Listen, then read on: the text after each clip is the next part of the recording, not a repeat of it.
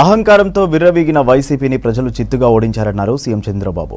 ఎన్నికల్లో తాము సామాజిక న్యాయం పాటించామని చెప్పారు. పార్టీ ఎమ్మెల్యే శాసనసభ వ్యవహారాలు నియమావళిపై దిశానిర్దేశం చేశారు డిప్యూటీ సీఎం పవన్. డీఏసీలో టెట్ మార్కులను 20% వెయిటేజ్ ఇవ్వనున్నట్లు ప్రకటించారు మంత్రి నారా లోకేష్. స్పీకర్కు లేఖ రాశారు మాజీ సీఎం జగన్. ప్రతిపక్ష నాయకుడి హోదాపై స్పీకర్ పరిశీలించాలని కోరారు.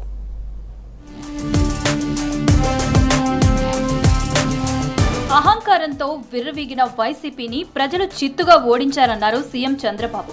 మొన్నటి ఎన్నికల్లో తాము సామాజిక న్యాయానికి పెద్దపీట వేస్తామని తెలిపారు. ప్రభుత్వం యువత, మహిళలు, బలహీన వర్గాలకు అవకాశం ఇచ్చామని తెలిపారు. చిత్తూరు జిల్లా కుప్పంలో పర్యటించారు చంద్రబాబు. ముందుగా శాంతిపురం మండలంలో హంద్రీ నీవా కాలువను పరిశీలించారు. ఆ తర్వాత రోడ్డు మార్గాన కుప్పం వెళ్లిన బాబు తనను కలిసేందుకు వచ్చిన వారితో మాట్లాడి సమస్యలపై వినతులు స్వీకరించారు. ఆ తర్వాత బహిరంగ సభలో పాల్గొన్నారు. కుప్పం ప్రజలు తనను 8 సార్లు గెలిపించారని, మళ్లీ జన్మంటూ ఉంటే కుప్పంలోనే పుడతానని ఎమోషనల్ అయ్యారు చంద్రబాబు. చాలా ఎన్నికల్లో నేను పోటీ చేశాను. ఇది 9వ ఎమ్మెల్యే అయ్యాను. 9 సార్లు ఎమ్మెల్యే అయితే 8 సార్లు మన కుప్పం నుంచే ఎమ్మెల్యే అయ్యాను. తిరుగులేని మెజార్టీతో గెలిపించారు. మీరు నా మీద ఒక విశ్వాసం పెట్టుకున్నారు.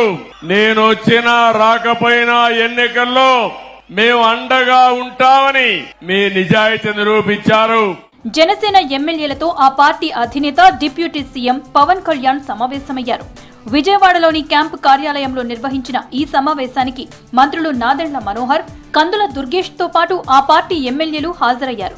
శాసనసభ వ్యవహారాలు, సభ నియమావళిపై వారికి దిశానిర్దేశం చేశారు పవన్. మరోవైపు నేటి నుంచి వారాహి అమ్మవారి దీక్ష చేపట్టారు పవన్.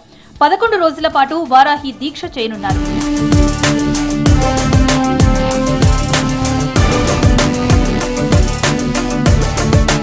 ఎన్నికల ముందు ఏపీలో నిర్వహించిన టీచర్ ఎలిజిబిలిటీ టెస్ట్ ఫలితాలను విడుదల చేశారు మంత్రి నారా లోకేష్. డీఎస్సీలో టెట్ మార్కులకు 20% వెయిటేజ్ ఇవ్వనున్నట్లు ప్రకటించారు. ఇటీవల బీఈడీ, డీఈడీ పూర్తి చేసిన వారికి త్వరలో మరోసారి టెట్ పరీక్ష నిర్వహిస్తామని ప్రకటించారు లోకేష్.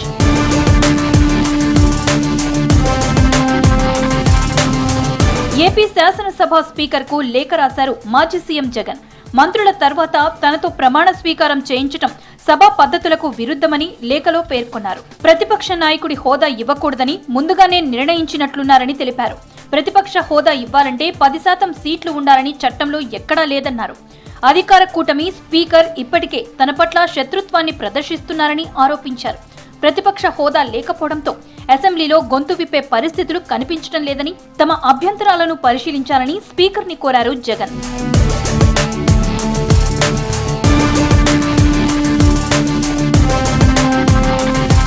రేపు రెండో రోజు కుప్పం నియోజకవర్గంలో పర్యటించనున్నారు సీఎం చంద్రబాబు. ఉదయం R&B గెస్ట్ హౌస్ లో వినతి పత్రాలు స్వీకరించనున్నారు. మధ్యాహ్నం కుప్పం డిగ్రీ కాలేజీలో అధికారులతో సమీక్ష, ఆ తర్వాత PES ఆడిటోరియంలో పార్టీ శ్రేణులతో సమావేశం కానున్నారు చంద్రబాబు.